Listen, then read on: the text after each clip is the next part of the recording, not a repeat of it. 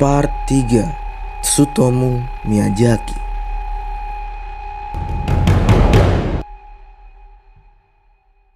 Tsutomu Miyazaki adalah pria yang membuat pecinta anime atau otaku yang mendapat stigma buruk.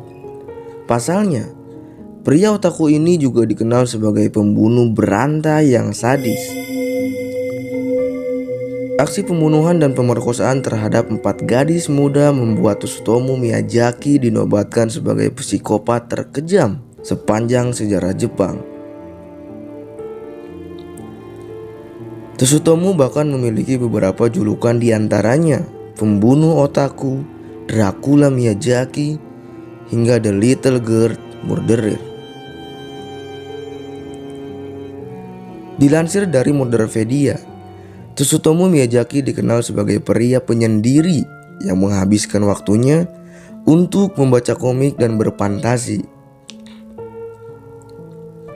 Selain membaca komik, ia juga suka menonton film pornografi anak. Ia juga hobi mengumpulkan ribuan video serta anime Jepang atau film live action. Selain itu, ia juga disebut terpengaruh film horor, yaitu Koini Fake.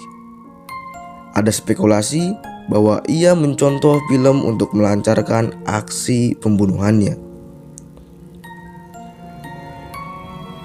Miyazaki menangkap korban pertamanya, yaitu yang bernama Marikono yang berusia 4 tahun pada tanggal 22 Agustus 1988.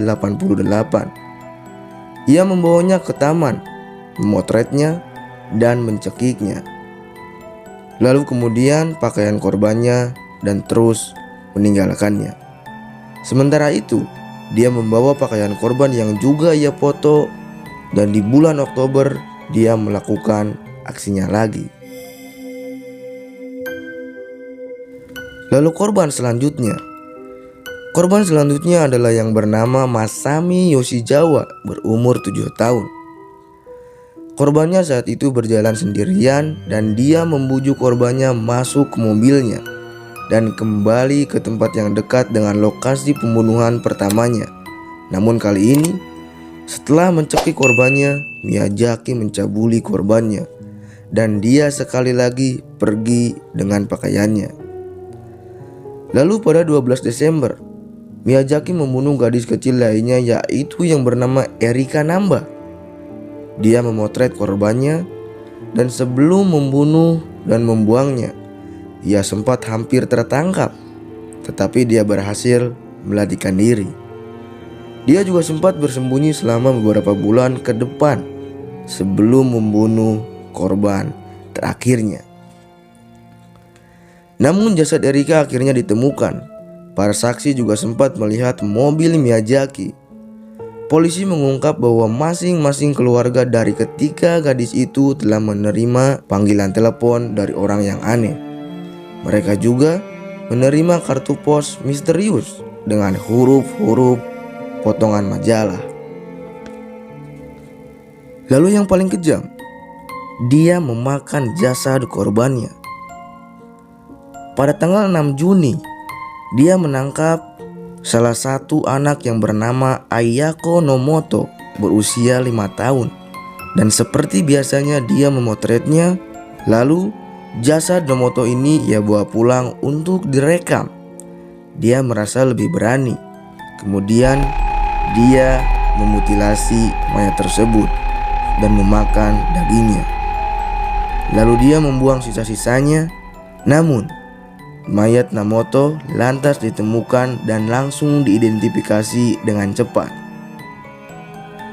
Pada Juli 1989, dia mendekati 2 perempuan dan membujuk salah seorang dari mereka. Yang satu lagi berlari pulang untuk mencari bantuan. Ayah mereka menghentikan Miyazaki dan ia pun ditangkap. Sebuah tim psikolog memeriksanya hingga terungkaplah semua kejahatannya. Dan pada akhirnya, Miyazaki ditemukan memiliki gangguan kepribadian ganda dan skizofrenia, namun tetap tampak seperti orang normal. Miyazaki dijatuhi hukuman mati dan dieksekusi pada tanggal 17 Juni 2008. Lanjut part 4.